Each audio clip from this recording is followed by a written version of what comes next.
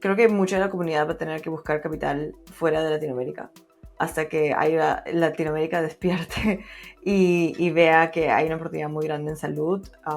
Hay 660 millones de latinoamericanos, un mercado enorme que necesita salud, hay una población que sigue creciendo, piensan mucho en su salud física y mental, entonces creo que generacionalmente es algo que va a tener que recibir más inversión y más innovación. Hola a todos y bienvenidos a un nuevo episodio de Innovación sin Barreras. Soy su conductor Jaime Sotomayor y hoy día hemos tenido una espectacular conversación con Oriana Fuentes, CEO y cofundadora de Mika Health, una startup que realmente está generando un impacto en la industria de la salud. Con Oriana hemos hablado sobre la sostenibilidad en el espacio de salud, cómo las startups podrían generar un gran impacto, cómo hace falta más bien que más inversionistas entren y conozcan de cómo a través de tecnología podemos generar eficiencia y beneficiar a absolutamente todos en este proceso. También hemos conversado con Oriana sobre lecciones que ella ha aprendido de su primer emprendimiento y cómo ha podido transportarlos a su segundo emprendimiento, como para no repetir esos mismos errores, cómo hacerlo más rápido y mejor. Eso y mucho más en esta conversación con Oriana. Hola a todos, bienvenidos. Me acompaña nuevamente Oriana Fuentes, que ha estado en el pasado en el podcast. Justo estaba acá revisando y nuestra última conversación fue en abril del 2021. Bienvenida nuevamente, Oriana. Bien, gracias por tenerme. En verdad no puedo creer que hayan pasado 3 años. Parece que hubiera sido mucho más y mucho menos a la vez. Entonces es un buen momento para volver a como conversar. Una buena oportunidad como para hacer catch up y ver cómo ha variado las cosas, cómo son diferentes a aquellos momentos en los que estábamos pues en plena pandemia, ¿no? Entonces, súper. Quizás arranquemos un poco tú contándonos tu trayectoria profesional para aquellos que aún no te conocen. Puede haber ha variado muchísimo desde la última vez que conversamos. Entonces, ponnos un poquito al día de eso, por favor. Sí, claro. Entonces mi trayectoria personal comenzó paradójicamente de una forma muy quizás clásica y corporativa. Comencé mi carrera en investment banking, bueno, en realidad en trading. Primero comencé a trabajar aquí en Nueva York después de mi pregrado en trading para JP Morgan, donde yo había practicado 1 año y medio antes de comenzar a trabajar a tiempo completo. Entonces trabajé en un trading desk comprando y vendiendo productos financieros para volúmenes muy grandes, para clientes muy sofisticados aquí en el Banco de Nueva York. Estuve ahí 1 año y de ahí me moví a banca de inversión, donde estuve estructurando y creando derivados y productos complejos financieros para emitir al mercado.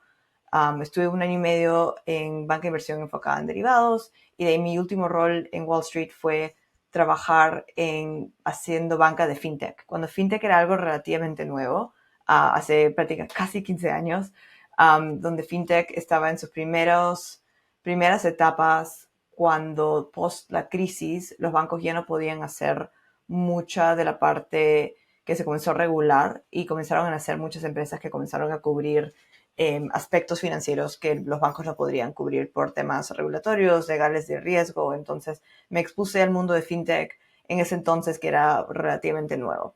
Entonces ese fue mi tiempo banca de inversión aquí en Wall Street y partí del banco para estudiar en Columbia una maestría en Machine Learning. Entonces estudié Computer Science. Yo había tenido interés en data y en coding desde que era muy joven, entonces tocó la oportunidad de poder formalizar mucho de ese interés y ese hobby. Entonces estudié Computer Science con un foco en Machine Learning, que en ese entonces no estaba tan caliente como está ahora, me imagino. Y de la maestría cofundé Mtor, que es la empresa de la que hablamos hace 3 años.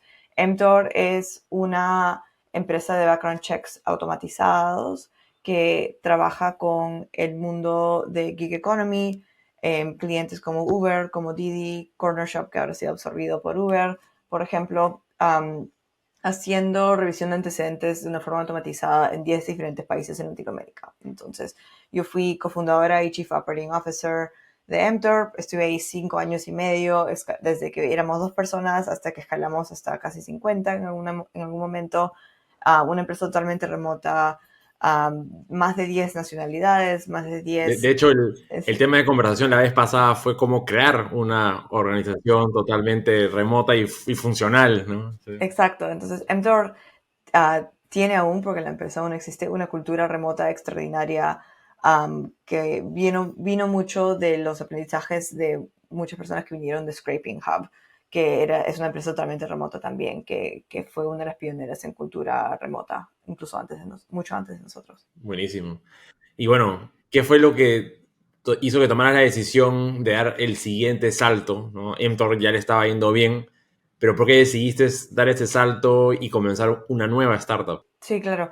Yo con Mtor estuve como founding COO, entonces mucho de mi rol, especialmente en esos primeros años, fue poder crear las estructuras necesarias para que una empresa crezca y pueda absorber talento, absorber crecimiento, absorber clientes complejos. Entonces, mi mandato de muchas maneras fue ayudar a crear esas estructuras y a crear lo que era un proyecto y crear una empresa en parte saliendo de ese proyecto. Entonces, después de 5 años y medio de crear todas esas estructuras, de crear una cultura remota, de contratar un equipo, de absorber clientes muy, muy grandes, sentí que había como completado mi ciclo como Founding Chief Operating Officer en una startup, ¿no? Entonces, decidí que era momento de comenzar algo nuevo y siempre bajo una tesis de founder muy consistente. Entonces, mi tesis personal de lo que, así como los VCs tienen las tesis en las que les gusta invertir,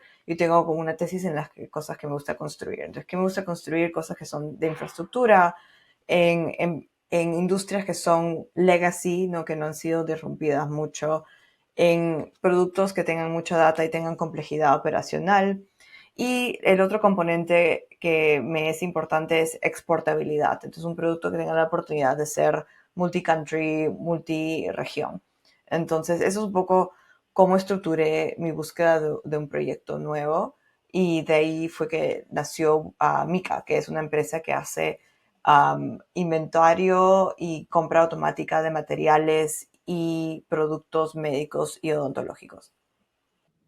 No, súper, o sea, me encanta el hecho que tengas tu tesis de emprendimiento, que como tú dices, los VCs tienen su tesis de inversión que los ayuda un poco a tener foco y que no estén yendo por todos lados viendo las cosas que están brillando, sino dicen, no, súper metódico, acá yo me voy a especializar, voy a ser el mejor, bla, bla, bla. Y creo que eso también es interesante verlo en founders de startup, porque eventualmente van a ser, como en tu caso, second time founders y probablemente esta no sea la última vez que vayas a querer emprender. Entonces es súper bacán que tengas clarísimo esa vertical. A ver, cuéntanos un poco más sobre Mika, cómo si se te ocurrió la idea, cómo estuviste investigando, que arrancarlo. Danos todo este origin story. Sí, claro. Entonces, Mika comenzó en esta búsqueda de dónde poder encontrar espacios con data quizás atrapada o no muy bien comprendida en industrias esenciales. Entonces, una de las industrias esenciales más obvias, yo venía de la industria como de servicios de identidad legal, casi como government tech de algunas maneras, y ahora viendo salud, ¿no? Otra industria totalmente esencial a la sociedad y a las personas. Entonces, entendiendo que salud aún tiene un montón de innovación por hacer, es una industria muy manual, muy cara en todas partes del mundo, que aún es bastante disfuncional, no importa el sistema de salud que tengas, privado, público, híbrido. Entonces, comencé a explorar qué aspectos de salud se prestaban un poco a esta tesis personal de construcción, ¿no? Qué cosas tenían como data capturada, qué cosas eran muy operacionales, y descubrí bajo varias conversaciones intentando entender qué componentes tenía esa industria, era que la parte de los materiales era todavía muy hecha, you know, como over the counter, en base a relaciones, se compraba manualmente, incluso en realidad comenzó la historia aprendiendo que en Lima, y esto es cierto en todas partes de Latinoamérica, si tú eres un odontólogo o odontóloga y compras tus materiales para la clínica, vas al centro de Lima a comprar en sitios que se llaman casas dentales, Y entonces imagínate, vivimos en un mundo donde Rappi, Uber Eats es prácticamente mágico, ¿no? Pero de ahí tienes la industria de salud comprando productos físicamente en persona o por teléfono o por email a los distribuidores. Entonces eso me pareció curioso y bizarro, donde la parte de compra de e-commerce en, para retail, para consumidores, había llegado a un lugar tan sofisticado y la compra para el mundo B2B aún seguía tan manual. Es totalmente cierto, o sea, uno está quizás como retail o como usuario final de muchos de los productos, siente que todo está a un clic, todo, hay demasiada información, todo es eficiente, puedo tomarme el tiempo, escoger lo mejor, pero en el espacio que tú encontraste estaba totalmente desorganizado, difícil de acceder. Falta de transparencia, sí, falta de transparencia, ineficiente. Entonces, incluso filosóficamente, abre la pregunta de por qué un componente importante de nuestros gastos en salud, entonces en Estados Unidos es como un 15%, es como 400 mil millones de dólares, um, está con tan falta de transparencia. ¿Por qué no entendemos los costos de todos estos materiales que a veces son muy caros, que son incluidos en todos nuestros procesos de salud, quirúrgicos, no quirúrgicos? Entonces, eso fue lo que despertó mi curiosidad, entender qué estaba ocurriendo en este mundo y por qué estaba tan oscurecido en relativo a, por ejemplo, cómo vemos comercio en otras partes. Bueno, y eso no solamente le beneficia a tus clientes, al final del día también ese costo, si no se lo hubieran transferido al cliente final. Entonces, creo que todos nos beneficiamos de que haya más eficiencia en el sistema. En salud, 100%. Entonces, por eso la pasión de trabajar en industrias esenciales, donde en realidad las personas que benefician de las eficiencias somos todos nosotros en la sociedad, ¿no? Me parece increíble. Ahora una pregunta, no sé si te la habrán hecho antes, pero ¿no? Uno siempre dice, ¿no? O sea, ¿cómo alguien que no es de la industria va a querer venir a mejorar mi industria, ¿no? Sino más bien los que estamos metidos aquí en el día y por años somos los que mejor conocemos la problemática. ¿Cómo tú te ha servido, en todo caso, venir fuera de este espacio? Sí, y de ahí la importancia de mi tesis sobre qué construir, ¿no? Entonces, yo tengo un mapa mental de cómo construir para problemas de un cierto tipo. Entonces, aún sin haber estado en la industria de salud, tengo una idea muy clara de cómo se resuelve un problema de esta clase. Entonces, creo que por un lado es esa parte importante, por otro lado, en la industria de salud hay un entendimiento, y creo que a este punto sobre todo en Estados Unidos, que está teniendo una crisis muy fuerte en el rubro, hay comprensión de que la única forma que va a mejorar es ah, traer insights y cross-pollination de personas externas, ¿no? Pero también hay que hacerlo con un poco de humildad y de poder absorber la complejidad que viene con la industria de salud, ¿no? Entonces, una de las cosas que hice en paralelo a crear Mica para poder aprender más sobre la industria, conectar con personas de la industria, es que creé una comunidad que se llama Women in Health Tech. Entonces, básicamente, sin querer, creé una segunda pequeña empresa que corre en paralelo a Mica, que es una comunidad de hoy en día más de 2.000 founders e inversoras en realidad, en salud, principalmente en Nueva York, pero también en otras ciudades, y hacemos eventos en persona para founders, para investors, para personas que operan en el mundo salud, y ha sido una forma de conectar y aprender cómo funciona la industria, qué cosas están funcionando, qué cosas están innovando en la industria. Hasta el día de hoy creo que hemos hecho más de 20 eventos en persona en 5 ciudades. Increíble. Bueno, ahí si quieres difundirlo más, pásame el link, encantado de ponerlo en las notas del episodio. 100%. Ahora, otro de los aspectos o características de lo que estás haciendo es el foco en un mercado determinado, ¿no? O sea, tú has arrancado en América Latina, creo que Perú es uno de tus mercados principales o el inicial. ¿Y por qué también arrancar por esos mercados y no irse, por ejemplo, directamente a Estados Unidos? En realidad íbamos a arrancar así y hicimos un poco un pivot. Íbamos a comenzar con México y decidimos trabajar en Estados Unidos hace unos meses. Entonces, justamente de donde viene tu pregunta, ¿no? Entonces, creo que aquí hay un poco más de apertura en la innovación, entonces, y poder comenzar con un producto relativamente nuevo, relativamente temprano, en un ambiente que es un poquito más abierto a productos novedosos, ¿no? Entonces, creo que el producto aún es exportable. Hemos tenido conversaciones, obviamente, como comenzamos a explorar Latinoamérica, entendemos cómo funciona en el mercado. Um, Conocemos un poco a diferentes redes de clínicas en el Perú y qué está funcionando ahí. Pero también hemos recibido feedback sobre el producto de Canadá, el Reino Unido y Japón. Entonces, claramente hay algo que está ocurriendo no solamente a nivel local, pero internacional con respecto a cómo se manejan estos materiales en el mundo clínico. ¿no? Fenomenal.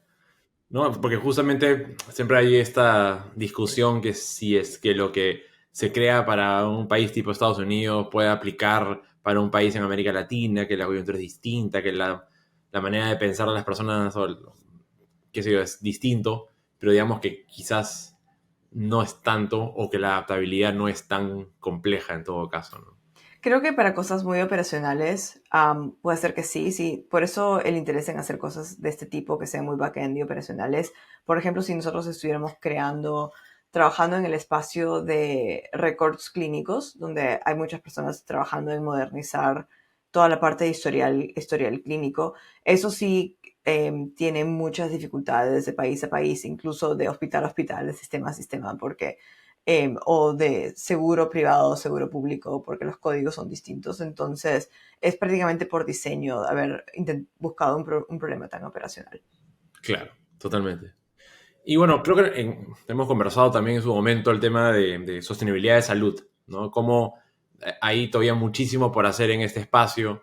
Quizás compartas un poquito qué cosa es, ¿no? O cómo se está logrando el tema de sostenibilidad en este espacio de salud, cuáles son los retos que actualmente existen y si también hay oportunidades que, digamos, ustedes la han identificado, pero han dicho, bueno, es fuera de nuestro foco, no va con mi tesis. Un poquito, ¿cuáles serían? Sí, claro. Es un tema súper interesante que paradójicamente es considerado novedoso. Hablé en una conferencia en Los Ángeles, que es la segunda conferencia más grande de salud digital en Estados Unidos, sobre la intersección de salud y clima y sostenibilidad. Entonces, pensando un poco, sin pensar mucho en realidad, es obvio que el clima nos está afectando, afecta nuestra salud, entonces, pero hay muy pocas personas operando a la intersección, entonces hay empresas que sí están trabajando y creando cosas en Climate Tech, no muchas veces relacionadas a extraer carbón, como que greenhouse gases, carbon counting, y en salud obviamente hay mucha innovación digital, pero en pocas empresas a la intersección, entonces tuvimos una discusión de ¿por qué no? Y creo que falta información, francamente. Entonces, para darte un poco de números alrededor del problema, en Estados Unidos el sistema de salud produce 10% de las emisiones de todo Estados Unidos. Entonces, es un número bastante grande.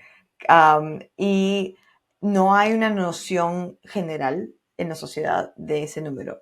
¿Y a qué se debe? Uno pensaría quizás a los edificios, aunque hoy en día la parte de construcción de edificios y de manejo de luz y electricidad ha mejorado bastante, pero resulta que muchos de los materiales que se usan en salud son de plástico, son de materiales tóxicos y muchos, si no mínimos 50% de los materiales son incinerados, porque obviamente tienen exposición a temas de biohazard, de seguridad. Entonces, tienes a una industria que está dedicada a brindar salud, que está activamente incinerando la mitad de todos los materiales que pasan por los hospitales. Increíble.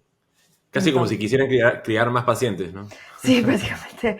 Entonces, creo que ahora, en los últimos años, sobre todo con el incremento de fuegos forestales muy fuertes en Estados Unidos, inundaciones, ahora hay una conciencia más fuerte de los hospitales, incluso ahora hay comités dedicados a poder avanzar la agenda de sostenibilidad dentro de los hospitales. No solamente por esos impactos, porque hay impactos reales en los pacientes de la comunidad de los hospitales. Por ejemplo, hay médicos especializados en salud ambiental que trabajan con poder entender por qué ciertas comunidades están teniendo problemas respiratorios muy malos.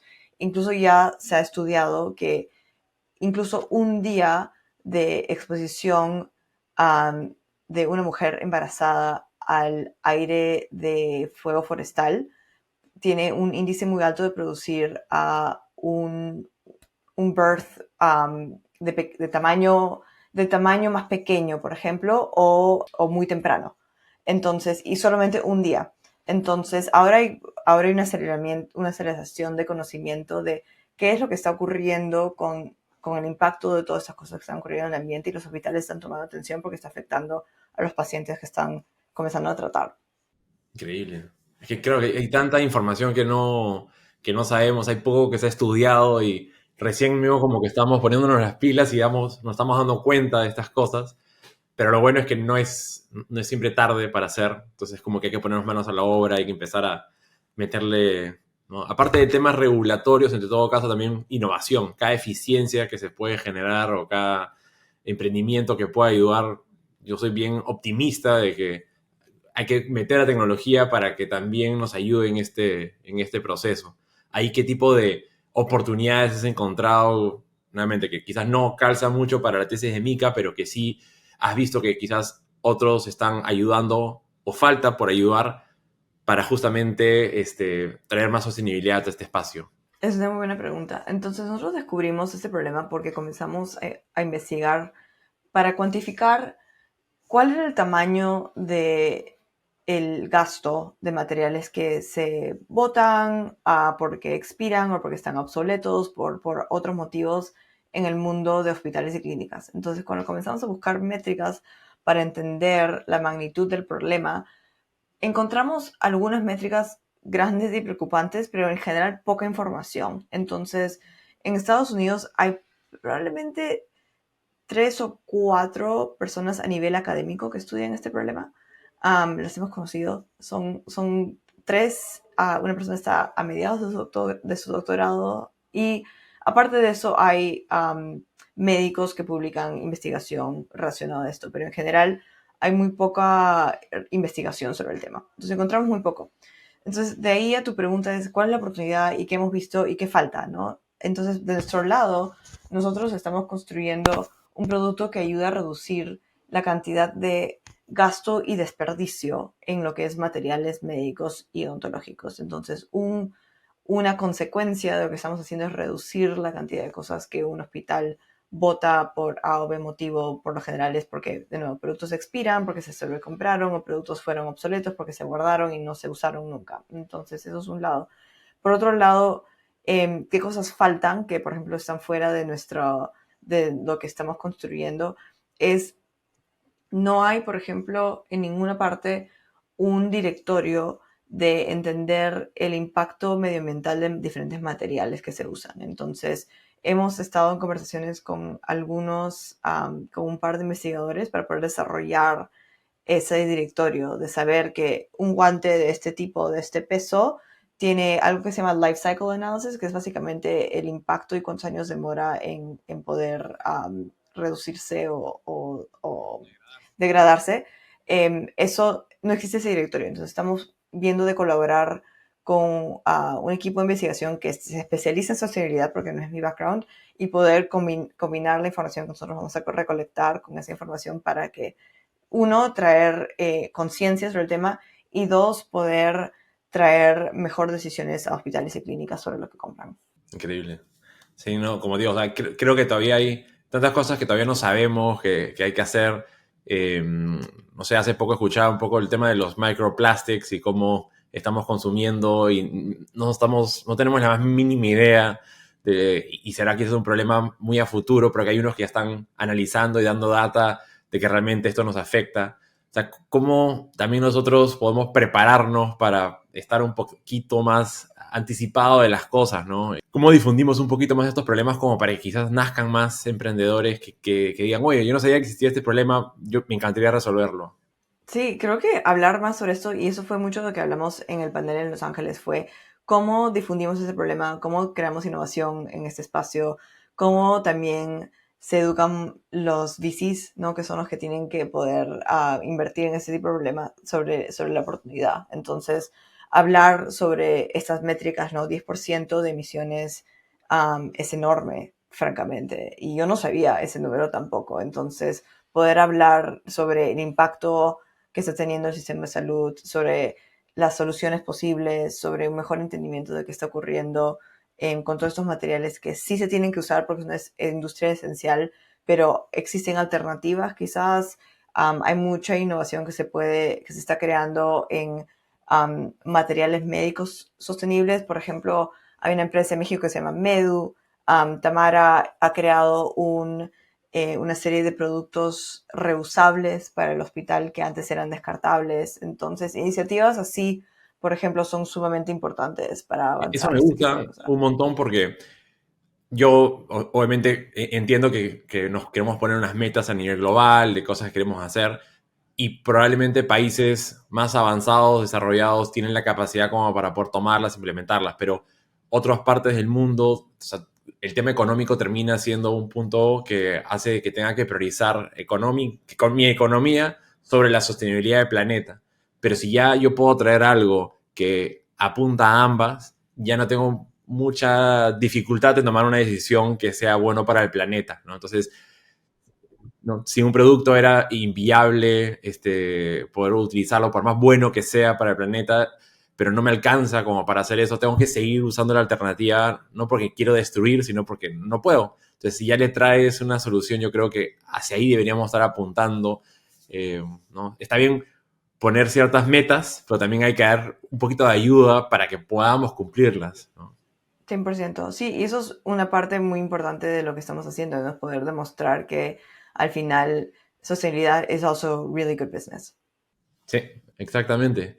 Y eso, a ese punto, y lo has mencionado, ¿cómo es el landscape de los VCs en el tema de sostenibilidad en salud? Es un grupo grande, hay en Estados Unidos, en América Latina, porque mi percepción es que en América Latina, VCs que estén especializados en temas de salud, creo que están muy contaditos, y luego VCs generalistas que se sientan cómodos invertir en salud, también no es que abunden. Estoy totalmente de acuerdo. En Estados Unidos hay paradójicamente muchos fondos que invierten en salud planetaria y en salud humana como tesis. Entonces, parte de lo que estamos haciendo es comenzando a poder, nosotros, bueno, encajamos en ambas tesis, también somos una SaaS, entonces en realidad somos una empresa que es interesante porque es híbrida, somos supply chain, somos salud, somos SaaS y también tenemos este ángulo de sostenibilidad que es algo que hemos estado trabajando recientemente. Entonces, tenemos conversaciones con muchas de esas perspectivas porque abarcamos tanto. En Latinoamérica, lamentablemente, no hay muchos que en clima, no sé si los haya conocido de nuevo, no era mi sector, entonces es relativamente nuevo para mí. En salud hay pocos. Y en Estados Unidos hay justamente, de nuevo, hay varios que invierten en ambas cosas como en paralelo. Y lo que estamos comenzando a hacer es educar que también hay cosas interesantes a la intersección y que en realidad es algo que es sumamente importante, sobre todo si te interesan ambas cosas en paralelo, ¿no? Entonces, eh, parte de lo que estamos haciendo este año es trabajar con una non-profit que se creó aquí en Nueva York, que es justamente sobre esta intersección. Y hay varias que han nacido más que nada empujada por médicos que quieren ver que los hospitales mejoren sus prácticas. Entonces, estamos trabajando bastante con una organización aquí en Nueva York que son dos o tres founders, un VC creo, y están enfocados justamente en este tema. Entonces, una de las cosas que vamos a hacer, estamos planeando, es que para New York Tech Week, que es de aquí un par de meses, poder organizar un panel sobre el tema y poder traer a founders, VCs, reguladores y otras personas que sean adyacentes a lo que es innovación y hablar más sobre la intersección de ambas cosas. Claro. Aquí siento que hay como el típico, el huevo o la gallina. ¿Qué tiene que haber primero? Porque si yo soy yo estoy, digamos, promoviendo de que más VCs invierten en startups en salud, ellos me van a decir, o ellas me van a decir, ya, pero no hay startups suficientes en salud. Y luego viceversa, las startups de salud, bueno, no llegamos a crecer, o mejor no me lanzo a hacerlo porque no hay capital en mi sector, ¿no? Entonces, ¿cómo salimos de esa posición? Es invertir en estas verticales perdón, estas intersecciones donde un VC se siente cómodo y se abre de a poquitos, o tenemos que ir preparando al futuro talento. ¿Cuál sería, digamos, tu propuesta de solución?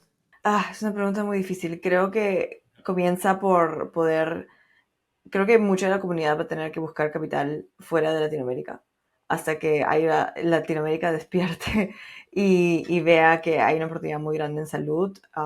Hay 660 millones de latinoamericanos, es un mercado enorme que necesita salud, hay una población que sigue creciendo, que está buscando mejor cuidado para sus vidas. Ahora hay más y más, con toda la información que hay disponible, creo que hay más conciencia también sobre nuestra salud. Las generaciones más jóvenes um, piensan mucho en su salud física y mental, entonces creo que generacionalmente es algo que va a tener que recibir más inversión y más innovación.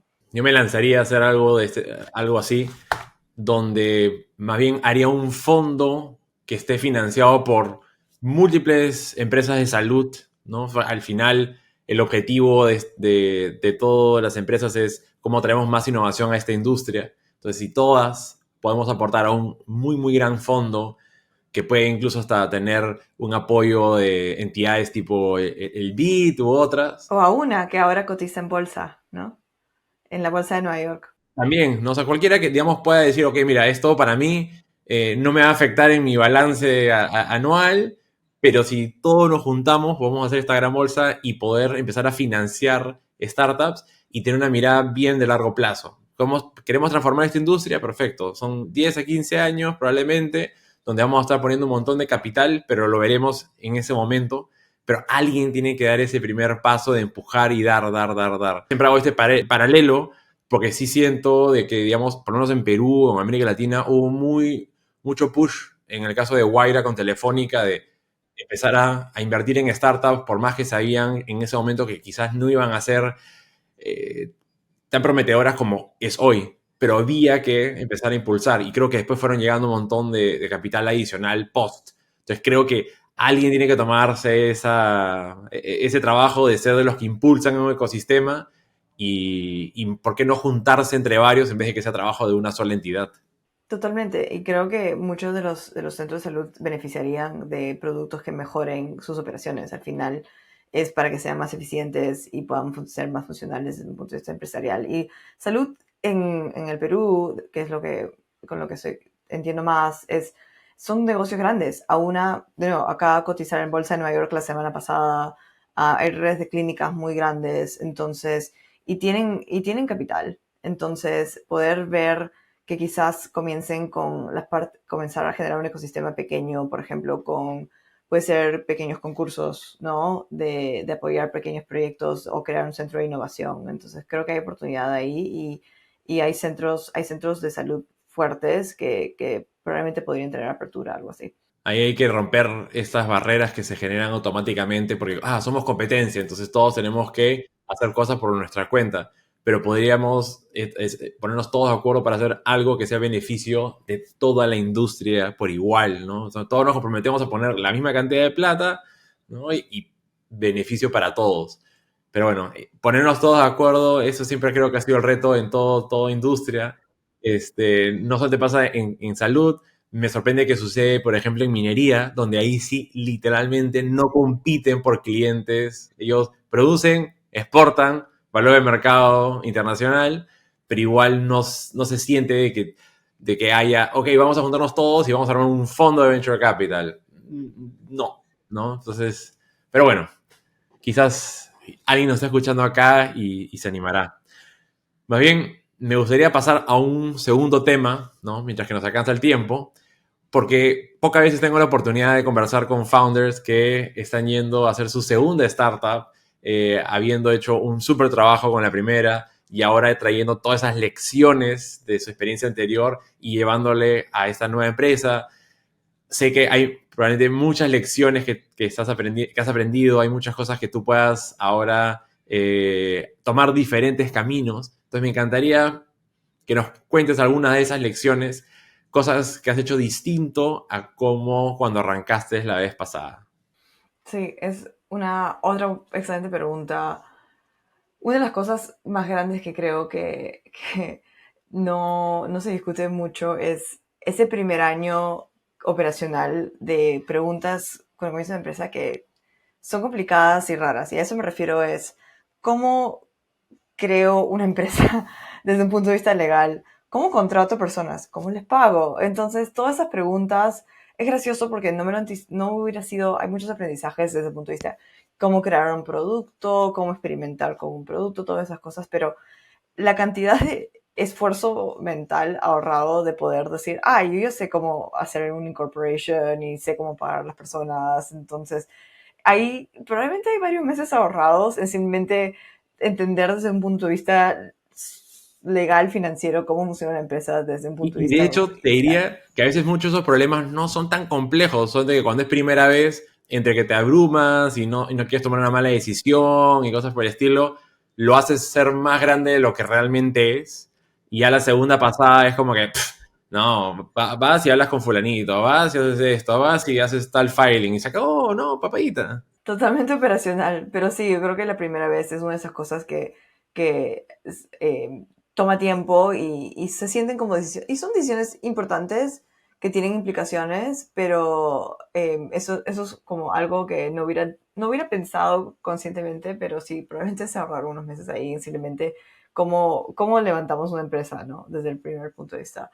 Otras cosas, otros aprendizajes, bueno, creo que con el tiempo uno siempre va mejorando sus skills relativo a qué es crear un producto, cómo creo experimentos bajo un producto, cómo hablo con usuarios para entender cuáles son sus necesidades, ¿no? Entonces, eso es un músculo creo que difícil de desarrollar y con el tiempo comienzas a generar la habilidad de tener conversaciones con empatía para entender al usuario día a día, cuáles son los incentivos relacionados al usuario para los trabajos que tienen que hacer, los challenges que presenta. Entonces, ese es un músculo que se desarrolla con el tiempo y haciéndolo una segunda vez, obviamente, se entiende mejor. Y otro punto, por ejemplo, el tema del fundraising. En el caso de Emptor, ¿fuiste tú o tu socio el que se encargó de todo el tema de fundraising o lo hicieron, digamos, juntos? Porque ahora tú te has encargado de hacerla sola, tengo entendido. Entonces, ¿cómo has podido aprender de la experiencia anterior para hacerlo diferente ahora? Sí, Emptor tiene un historial de fundraising un poco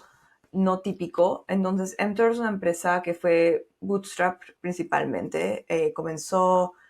Fue profitable desde el primer día cuando se comenzó en el 2016 y se levantó un poco de capital como a mediados de la existencia de la empresa, de un par de fondos en Latinoamérica, pero entonces no corrimos como un proceso completo de fundraising, conocimos un par de fondos con los que nos llevamos bien y tuvimos buena química y invirtieron, pero no fue como un proceso típico en realidad. Entonces la empresa incluso aún existe sin haber levantado más capital, porque siempre fue rentable desde el primer día. Entonces, por un lado, fue una colección increíble haber trabajado en una empresa que principalmente bootstrap, entonces eso crea una intuición muy fuerte de cómo usas dinero, en qué inviertes, a quién contratas, un entendimiento muy claro de working capital, ¿no? Cuándo te pagan los clientes versus cuándo pagas tú y todas esas cosas. En el caso de Mika sí ha sido venture back desde el comienzo. Nosotros levantamos capital incluso preproducto y fue en base, bueno, a una tesis para un mercado grande, interesante. Entonces sí corrí ese proceso cuando comenzamos bueno, conversando con mucho del ecosistema de la TAM que conocíamos, que hemos conocido con los años, que me conocían a mí un poco mi background. Entonces hubo sí una diferencia grande en cómo se financió Emptor y obviamente cómo se financió Mika. Totalmente. Es más, o sea, ahí está, ¿no? Personas que dicen, "Ay, ¿cómo es posible que alguien pueda levantar capital solamente con una presentación, ¿no?" Y es como que, claro, eso depende quién es la persona. Porque si es que no has hecho nada en el pasado que pueda ser un predictor de futuro, entonces las probabilidades de poder levantar capital es bien bajo. Pero si ya vienes demostrando un historial de construir empresas de tecnología que pueden llegar a tener un cierto nivel de éxito, que estás conectado con las personas correctas, has generado confianza con estos inversionistas, ya cambia muchísimo la toma de decisión, porque me imagino que todos los que terminaron invirtiendo en tu ronda son personas con las que no las has conocido el día que necesitas levantar capital, sino que probablemente ya tengan 1 hasta 2 años de conexión y sabían un poco cómo eras tú. Sí, uno de los equipos de mi cap table me conocía por casi 2 años, si no más. Entonces, sí es una diferencia grande, totalmente. Y bueno, y tiene sentido esa diferencia, ¿no? La cantidad de cosas que entiendo y sé después de 5 años y medio coliderando Mtor es bastante. Sí. Pues a mí me da una pena no poder entrar en esa ronda. Recién tengo el capital como para hacerlo, recién está el fondo. Felicitaciones. Sé que Pero levantar un sí, fondo para mí es también extraordinario porque por lo menos soy yo más mi empresa y bueno, cosas que vamos a hacer. Levantar un fondo para invertir eres tú y tus opiniones, ¿no? Entonces, entonces siempre me parece ahí hay admirable. una cierta similitud en el sentido de que, claro, si bien no tenías el producto armado, le podías dar como que una certeza de a esta industria estamos yendo, mira lo grande, mira todo el espacio que hay de mejora, acá está toda la oportunidad hacia adelante y tienes tú como el background para decir, yo soy la persona que lo voy a liderar, ya tengo quizás un equipo inicial que se está apuntando, pero confías mucho en el gestor. Acá es muy parecido. No, no tienes a las compañías listas para decir, mira, estas son las 15 o 20 compañías que vamos a invertir. No, eh, probablemente las que vas a invertir, la mitad recién existen y la otra mitad ni siquiera se han constituido actualmente, ¿no? Y cómo, ¿quién va a ser el que lo va a liderar? Acá está, ¿no? Entonces, es un poquito, ahí sí es muy parecido, que es diferente a cuando estás yendo a levantar una ronda como startup, que ya tiene un producto, cierta atracción, o quizás ya está profitable, puedes utilizar otras cosas para convencer. Totalmente. Eso es para el fondo 2, ¿no? Te diría que más que el fondo 2, el fondo 3 es el que ya puedes mirar los resultados del fondo uno. El fondo 2 puedes un poquito manejarlo en base a, mira los markups, ¿no? Es decir, mira, esta inversión ya está 7 veces, 10 veces más, o mira lo que están haciendo mi portafolio actual, pero todavía sigue siendo mucho en papel. El tercero es cuando ya tienes realizado las inversiones, ¿no? Entonces siempre dicen que los números impares son los más difíciles de levantar. Sí, pero siempre sí, he conocido en los últimos años a varios emerging managers y es todo un reto, pero también una oportunidad súper divertida, ¿no? De poder estar detrás de no Así una es, sola, pero varias empresas a la vez que están creando cosas así es. nuevas. No, y sé que te has rodeado con muy buenos inversionistas, incluso emerging fund managers bastante reconocidos, entonces estás muy bien acompañada. ¿Qué último, digamos, consejo le podrías dar a aquellos que están arrancando, que, digamos, fue algo que tú cometiste, probablemente un error en el primer emprendimiento, pero que ya has podido resolver en esta segunda ocasión? Creo que y muchas personas dan esta recomendación, pero no hay nada más cierto, francamente, es comenzar hoy.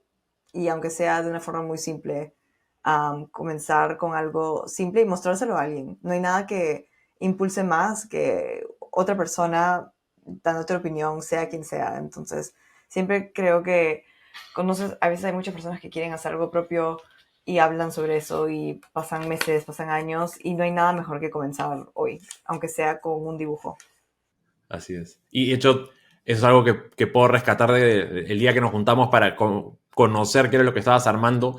Has tenido la apertura de contar el 100% del negocio. O sea, muchos a veces se quedan con que no, te voy a dar solamente la información mínima porque no quiero que me roben la idea o no quiero no sé qué cosa, no quiero salarla. No, este es el 100% y no tengo ningún problema en contarlo porque incluso podría pasar de que tengas información que sea útil para mí y la pueda tomar, ¿no?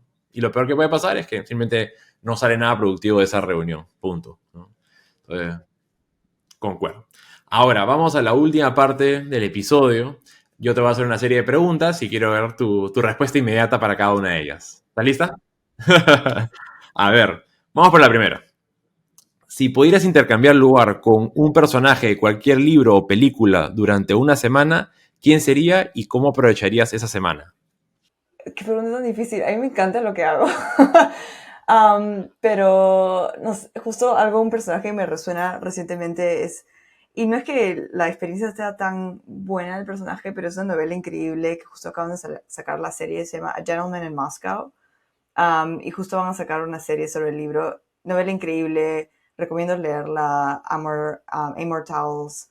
Y es una historia sobre un aristócrata que vive en un hotel en Moscú y está como atrapado políticamente y en realidad como que no es una experiencia buena, pero la historia es increíble y es una super novela, entonces justo estaba pensando sobre eso hoy día. Fuera de eso, quizás, no sé, o sea, una vacación no caería mal, pero en verdad me divierte mucho lo que hago, si no, no lo haría, así que no sé si activamente intercambiar con alguien. Está bueno, está bueno. A ver, otra pregunta. Si pudieras inventar algo completamente inútil pero divertido, ¿qué sería y cómo convencerías a la gente de usarlo? Algo que he estado haciendo, aprendí a jugar tenis recientemente, como si no tuviera Hubieras arrancado con pickleball, que está de moda por allá. O sea, es más, acabo de venir de jugar pickleball por la primera vez. Tengo que decir que no está tan mal como yo pensé que iba a ser. Acá es, o sea, por todos lados el pickleball, es todo lo que, por todos lados, pero decidí aprender a jugar tenis desde cero, que no hay nada más sano, creo, que comenzar a hacer algo en lo que eres pésimo.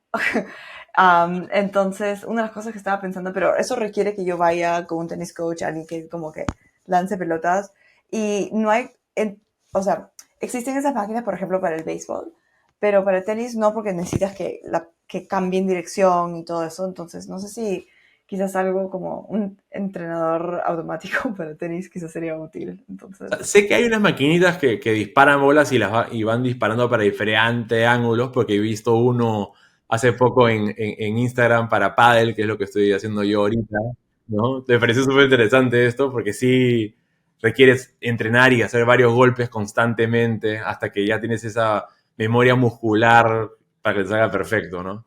Pero sí, está bueno. A ver, vamos a una siguiente pregunta. Si tuvieras que elegir un animal para ser el CEO de una empresa tecnológica, ¿cuál sería y qué tipo de empresa dirigiría? um, una pantera que dirija una empresa de seguridad. ¿Por qué? Porque argumentemos, argumentemos. Sigilosa, cuidadosa, pero también un animal peligroso. Sería como mi... Creo que, ¿por qué diría eso? Si pudieras elegir un superpoder que nadie más quisiera, ¿cuál sería y cómo lo utilizarías para el bien o para el mal? Mucha gente querría teletransportación. Viajo tanto que en verdad yo no puedo ni mirar un avión. Otra cosa, ¿sabes qué? Sería quizás poder pintar mi departamento de diferentes colores rápidamente, automáticamente, porque quiero cambiar cómo se ve, pero no quiero pintar paredes y de ahí tener que repintarlas en otro color. Entonces, quizás eso es otro poder medio inútil que sería bueno tener. O hacer lavar ropa automáticamente con el poder de la mente. Ahí está. Entonces... yo ves que todas mis cosas administrativas son las que Sí, quiero. sí, todo está chore related, Just ¿no? Sí, everything must go, sí, total. claro. Ya vi que lo que tú necesitas es un robot autónomo de Tesla para que haga todo eso. Todo. Personal assistant, ya, con otra ronda quizás. Así es. Boston Dynamics, si nos estás escuchando, acá tienes tu primer cliente. Sí, que pinte las paredes de mi casa, sí. Así es. Última pregunta. Antes de preguntarla, ¿tú tienes mascotas? ¿Te gustan tener perritos, gatos, algo o no? No, lo que tengo es como 30 y tantas plantas. Ah, rayos. Este, bueno, te hago la pregunta y puedes escoger entre o mascota o planta en todo caso, pero en el futuro, ¿no? Las mascotas pueden ser cualquier cosa, desde robots hasta criaturas de diseño genético. Describe tu mascota ideal del futuro y cómo interactuaría contigo. Y si no quieres que sea mascota y quieres que sea planta, también podría ser. Creo que sería mascota que lave la ropa. O sea, aunque pensé, Eso está bueno. creo que personal En vez de darle assistants estamos entre... comida, le das tu canasta de ropa sucia y con eso tienes. Es simbiótico la relación. Claramente, sí, sí, la verdad, creo que claramente acá hay una necesidad de apoyo administrativo, pero Ay, ay, no, ahí necesitamos tecnología para poder ayudarte a. Yo creo que tienes que implementar tipo Google y Facebook que vienen y te hacen la bandería a la gente que trabaja, ¿no? Eso va a tener que implementar en Mica. sí, Sí. Los sí, perks. los perks, sí, ya no hay tantos perks, están todas esas cosas, mi fiance trabaja en Facebook y ya los perks no son tan buenos como antes. Así, ya se ajustaron un poco a la Un realidad. poquito, hay menos M&M's gratis, así que Mm. Ahora todos son vending machines y tienes que pagar, ¿no? Qué bueno. Bueno, nada, Oriana, nuevamente mil gracias por sumarte otra vez al podcast, tener esta excelente conversación, ponernos al día de cómo te va y me da mucha alegría de ver gente exitosa como tú, porque siento que una de las cosas también que nos ayuda a mover el ecosistema de startups para adelante es ver más referentes, ¿no? Y entonces, y creo que tú eres un excelente referente y vas a motivar a más personas, especialmente mujeres, a querer lanzarse, a hacer emprendimiento y también a entrar a otras industrias que no son las típicas, ¿no? Porque hoy veo mucho fintech por todos lados, cual no está mal, pero siento que hay mucho más allá de las industrias tradicionales. Entonces, nuevamente, congrats y que sigan muchos éxitos. gracias, súper, gracias por tenerme aquí. De hecho, no puedo creer que hayan sido 3 años, así que divertido volver Se también. pasa rápido, se pasa muy, muy rápido. Yo también, yo estaba, en mi cabeza iba a decir, hace un par de años hemos conversado, no, te falta agregarle un año más. Si es que alguien quisiera entrar en contacto contigo, ya sean potenciales clientes, inversionistas, prensa, ¿cuál es la mejor manera para contactarte? LinkedIn, 100%. Nosotros monitoreamos mi inbox de LinkedIn todo el día, entre mi equipo y yo, así que de todas maneras, LinkedIn es la mejor manera. Buenísimo. Igual ahí en las notas del episodio está los datos de Oriana y de su startup, o sea que pueden encontrarlo fácilmente. Nuevamente, Oriana, mil gracias por sumarte el día de hoy.